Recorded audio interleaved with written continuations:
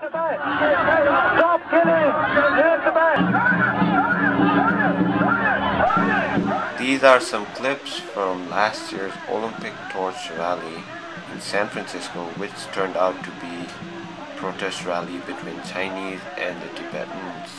For us, I mean, something like the Olympic comes along, and that's a big opportunity for us to let the world know about the Tibetans as well. Because when China is hosting its Olympics, it's trying to show the world that it's following all the global guidelines to a good nation that respects the human rights.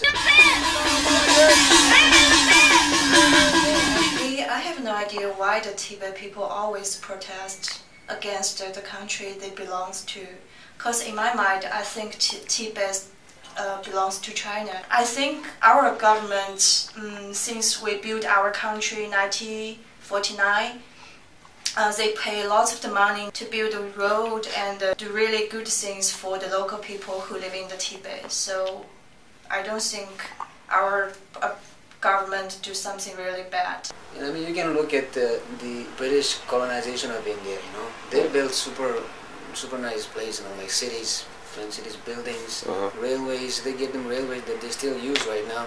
The roads, they opened up hill stations and they, reform, modernize all the parliament. The India is following is British parliament, but that does not legitimize an illegal occupation and suppression of people that have their origins in that country, that have their ancestry in that country. You're really concerned with China and Chinese people. You should study a little bit more about Chinese history. Go back to Yuan Dynasty, Ming Dynasty. There is a long history between China and Tibet, and both the Tibetans and the Chinese have their own say on this complicated issue. Yeah, I think the history book maybe can, in the both sides, can tell the truth. But the issues happen in the Tibet is too complicated. So if you talk about something really, which side is talk to the truth, it's hard to say. Yeah. I think it's pretty simple and clear for everybody when you say a state media like China, which is a communist totalitarian regime, it's of course going to censor the stuff that is sensitive towards harming its whatever agenda it has. So I think it's important to start knowing each other's characters and history and culture, and not just that, with open mind, so that we can respect. If you start from there, I think then you can go on and we can really start having.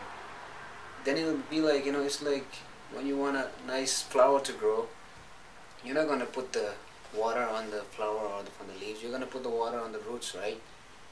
So the roots, we are the people of China and Tibet are the root of this peace that might be possible. So we have to water those roots.